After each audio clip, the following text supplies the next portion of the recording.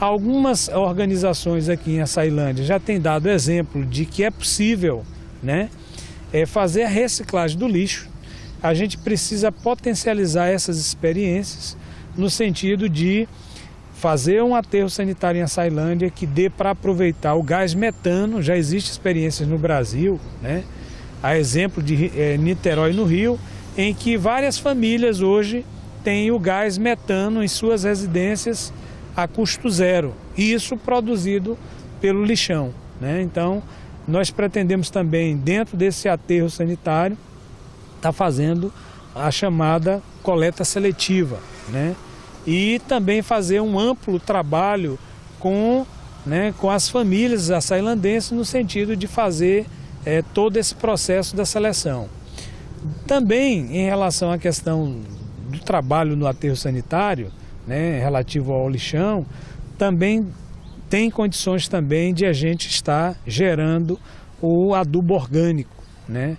Além do adubo orgânico, a gente também tem condição hoje, né, já está provado de que o lixão, o chamado entulho, poderá ser transformado, né, em tijolos, em blocos, né, e isso gerando sustentabilidade, isso a custos, né, baixíssimo, e isso poderá facilitar a construção de moradia para aquelas famílias que não têm condição de comprar os seus materiais. Então a gente pretende implementar através desses 3 eixos, que é a questão da saúde, a educação e também do saneamento básico. Esses 3 eixos a gente pretende utilizá-los como carro-chefe, né, da nossa administração, no sentido de qualidade, de garantir a qualidade de vida no nosso município. Não só a qualidade de vida, mas também a manutenção. E professor Milton, quais são as principais dificuldades que você está enfrentando nessa eleição?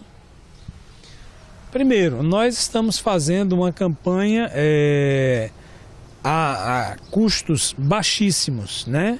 Só para a população ter uma ideia mais geral, nós colocamos declaramos, né, no nosso registro de candidatura, que o candidato a prefeito gastaria até R$50 mil.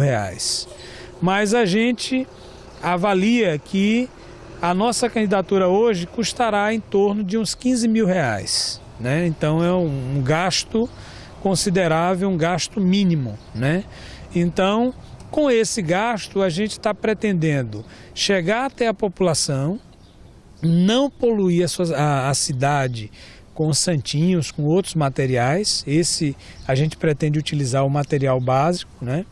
A questão do carro de som que nós conseguimos montar é também com o apoio da comunidade, uma Twitter, um alto-falante, e com esses materiais a gente conseguiu montar um carro de som, né? E isso significa dizer respeitar o dinheiro público, porque as campanhas mais caras, quem vai gastar 3 milhões, quem vai gastar 6 milhões, certamente utilizará depois, estando na prefeitura, de recursos públicos, e quem paga uma campanha caríssima, na realidade, é o povo. Então a gente está lutando para evitar todo e qualquer dano nesse sentido. Então, as dificuldades que temos é ter visibilidade. Tem muita gente que não sabe que o professor Milton é candidato a prefeito. Quando a gente pergunta, né, nas nossas caminhadas e visitas às comunidades, quando a gente pergunta quantos candidatos tem, boa parte da população não sabe que existem 3 candidatos, e a gente tem dito que existem 3 candidatos, e dentre eles o professor Milton. Então, o acesso aos meios de comunicação, principalmente aos jornais escritos, a gente sabe que há uma manipulação, né? Se vocês olharem os jornais, vocês vão ver que sai mais o candidato do prefeito do que qualquer outro candidato, né? Quando colocam as nossas fotos, coloca minúscula, né, pequenininha, enquanto isso coloca quase a metade da página do jornal, coloca o candidato, né, do prefeito. Isso significa dizer que quem paga isso, né, é o próprio cidadão, porque para que os jornais se mantenham manipulados é preciso usar dinheiro, né? E isso é uma vergonha no nosso município, né? Nós precisamos acabar com com essa situação. É uma pretensão nossa também acabar essa manipulação. Os meios de comunicação têm que ter autonomia, né? E hoje os meios de comunicação, em sua grande maioria, com raríssimas exceções, eles são manipulados nisso para poder, né, tentar manter em evidência determinadas candidaturas, quando deveriam manter a sua imparcialidade. E diante dessas dificuldades, né, essas dificuldades elas têm trazido para a gente uma coisa muito significativa, tem possibilitado a gente falar diretamente ao eleitor, ao cidadão, a gente conhecer os problemas mais diretamente, porque temos queimado muita sola de sapato e de sandália, porque temos ido diretamente ao eleitor, né?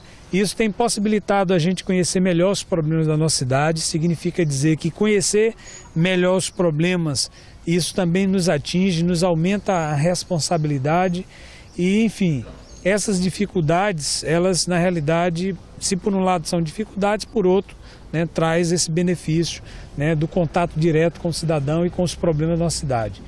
E são problemas que nós estamos superando gradativamente, não são problemas que vai nos impedir de ser candidato, né? Até acho que todos os candidatos deveriam também gastar pouco, né, no sentido do investimento em suas campanhas e se dedicar mais às visitas, ao contato direto com o cidadão, respeitando o eleitor e não apenas mandando materiais sobre o que pretendem fazer ou divulgando, né, quem são essas pessoas, pagando a pessoas para que façam isso. Então quem tem feito isso somos nós mesmos. Se você não fosse candidato, em qual dos outros dois candidatos você não votaria? Não votaria em nenhum dos dois candidatos, exatamente porque já disse lá no início. Um candidato representa uma família, né? Essa família já teve oportunidade demais, tá? E inclusive, dentro das suas oportunidades, trouxeram vários prejuízos para a Açailândia, né? Essa família, no seu primeiro governo, deixou o funcionalismo público com 8 meses de salário atrasado, num período em que eu fui presidente do Sindicato dos Servidores Públicos, né? Então, essa família, o povo já deu oportunidade demais, tá? Então, já teve tempo demais para resolver os problemas de Açailândia e não resolveu, tá? Certo? A outra candidata é uma candidata que representa a família Sarney. A família Sarney trouxe, nesses quase 50 anos de governo, tem trazido o estado do Maranhão debaixo dos seus sapatos, né? E, inclusive, hoje o estado do Maranhão é um dos estados com o maior número de miseráveis. Então, não há condição alguma de nós estarmos apoiando uma candidatura ou outra. Por isso mesmo, foi que eu esperei que tivesse uma outra candidatura que oferecesse aí a oportunidade de mudança, que pudesse estar focada nas famílias que passam miséria no nosso município, e como não apareceu, eu me coloquei à disposição.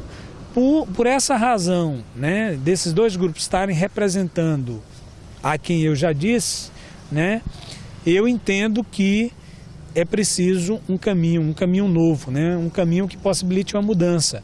E como o povo de Açailândia já deu oportunidade a empresários, a fazendeiros, né, a médicos, então agora entendemos que vale a pena dar uma oportunidade a um professor, né? Então essa oportunidade eu acredito que nós merecemos, né? E quem ganhará com isso será toda a população de açailandense. Professor Milton, fazendo uma autoavaliação, por que você acha que os eleitores de Açailândia devem votar em você? Olha, eu falo isso com muita humildade, né? Uma pessoa, né, que há 19 anos mora em Açailândia e dedicou esses 19 anos à defesa da vida e dos direitos humanos aqui em Açailândia, né? Que tem aí, que foi o membro fundador, foi o primeiro presidente do Sindicato dos Servidores, né, Públicos do município de Açailândia, né? Estive aí durante quase 8 anos na direção, né, do Centro de Defesa.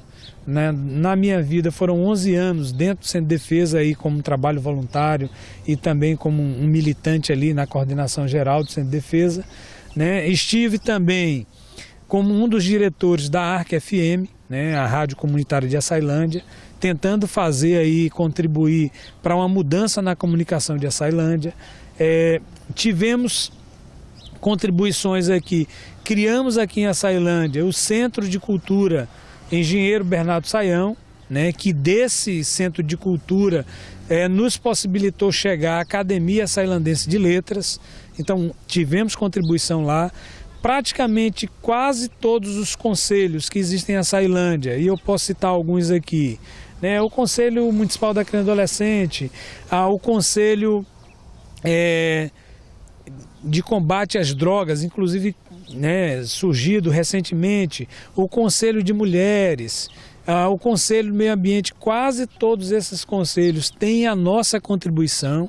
Estivemos lá contribuindo, dando opinião, participando e tal, etc. Temos andado nesse tempo todo em cada uma das comunidades que são afetadas pelos problemas, né? Sejam os problemas sociais, sejam os problemas ambientais aqui em Açailândia.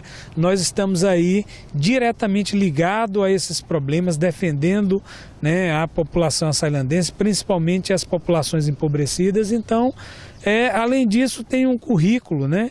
Sou pedagogo, sou psicopedagogo, sou filósofo, né? Enfim, sou um funcionário público que já fui presidente, né, de uma instituição tão importante como a que nós temos, que é o Sintracema aqui em Açailândia. No PIQA eu já fui diretor da Escola Eduardo Pereira Duarte, né? Já fui também diretor de uma escola aqui, no caso, a Gonçalves Dias Extensão. Então, em todos esses lugares que passei, né, eu deixo aberto a população, né, verificar como foi o meu desempenho, né, como profissional, né? Então, a minha vida é uma vida dedicada à população de Açailândia, e essa vida, né, na minha condição de candidato, ela se estende, né, é uma continuidade, né? E por conta dessas contribuições que tenho dado, me sinto, né, qualificado, me sinto à altura, né, das ansiedades, das expectativas do eleitor açailandense. Por conta disso é que a nossa candidatura precisa ter esse apoio, né, que é apoio exatamente da população tão sofrida do nosso município.